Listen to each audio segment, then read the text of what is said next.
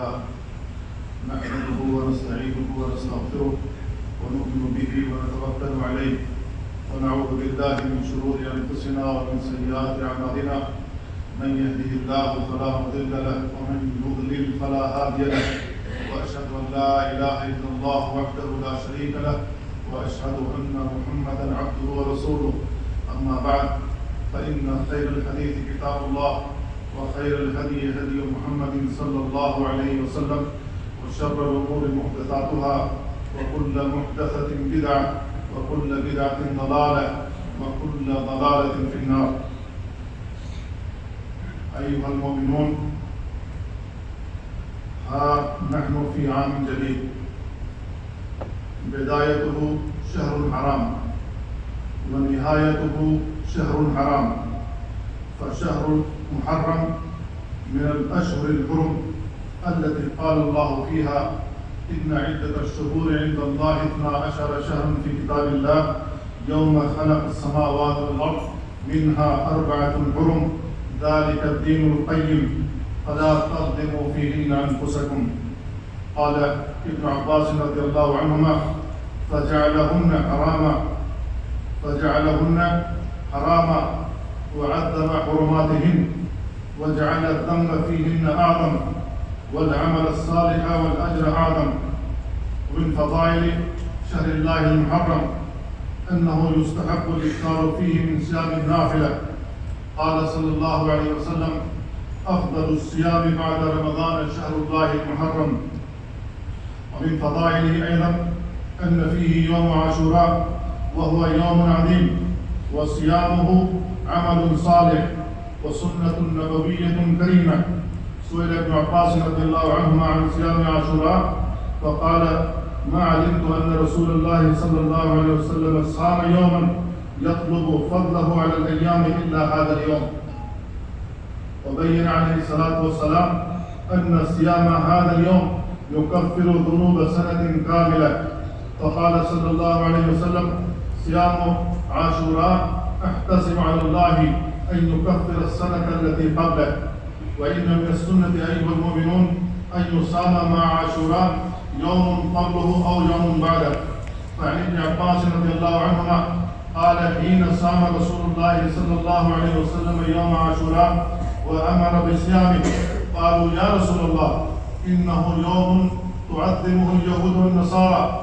فقال رسول الله صلى الله عليه وسلم فإذا كان العام المقبل إن شاء الله سن اليوم 9. قال فلم يأتي العام المقبل حتى توفي رسول الله صلى الله عليه وسلم. وروى البخاري في فضل يوم عاشوراء عن ابن عباس رضي الله عنهما قال قدم النبي صلى الله عليه وسلم المدينة فرأى اليهود تصوم يوم عاشوراء فقال ما هذا؟ قالوا هذا يوم صالح، هذا يوم نجى الله بني إسرائيل من عدوهم فصامه موسى. قال فأنا أحق بموسى منكم فصامه وأمر بصيامه.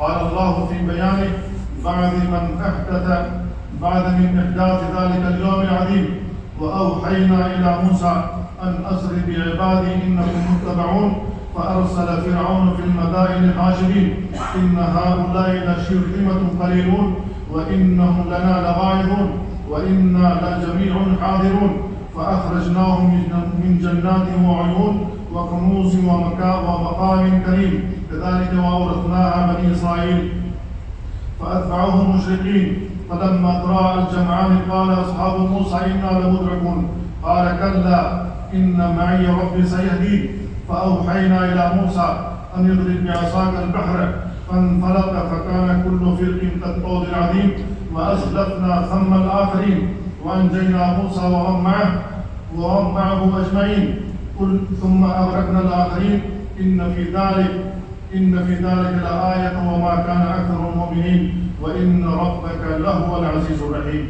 نفعني الله وإياكم بالقرآن العظيم وبهدي محمد صلى الله عليه وسلم. أقول قولي هذا وأستغفر الله لي ولكم ولسائر المسلمين من كل ذنب فاستغفروه إنه هو الغفور الرحيم.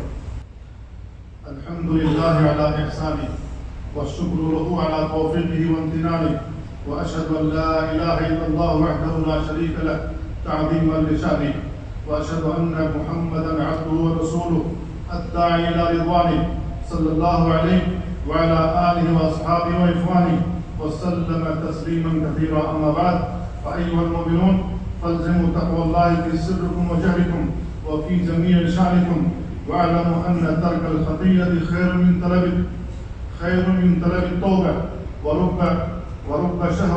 ورب شهوة ساعة أورثت حزنا طويلا. من عمل صالحا فلنفسه ومن أساء فعليها وما ربك بظلام للعبيد. ثم سلموا وسلموا على الرحمة المهداة والنعمة المسداة نبيكم محمد صلى الله عليه وسلم، فقد أمركم بذلك ربكم في محكم تنزيله، فقال: إن الله وملائكته يصلون على النبي يا أيها الذين آمنوا صلوا عليه وسلموا تسليما.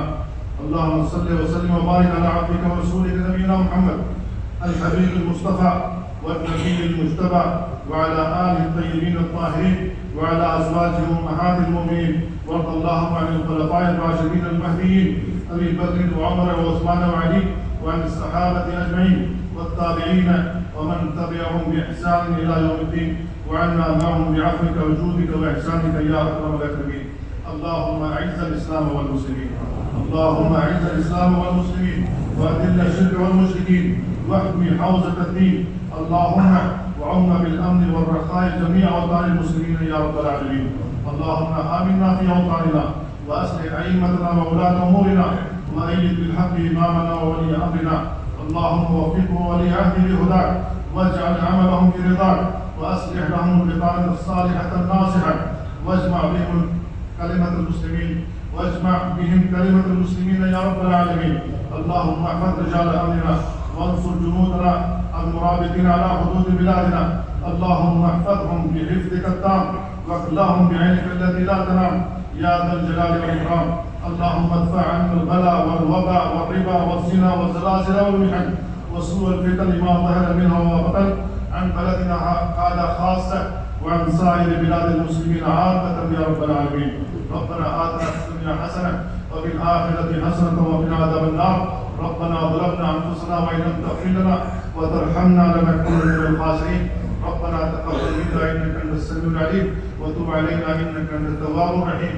وصل اللهم وسلم على نبينا محمد وعلى آله وصحبه أجمعين، وآخر دعوانا أن الحمد لله رب العالمين.